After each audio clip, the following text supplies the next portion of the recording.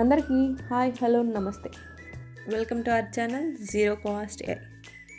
ఈ మధ్య సోషల్ మీడియాలో వాయిస్ ఓవర్ వీడియోస్ తెగ ట్రెండ్ అయిపోతున్నాయి కదా. అలాంటి ఒక వీడియో మీరు చేయాలనుకుంటున్నారా? మరి ఎలాగో చూసేద్దామా? గూగుల్లో 11 ల్యాబ్ అని టైప్ చేయండి.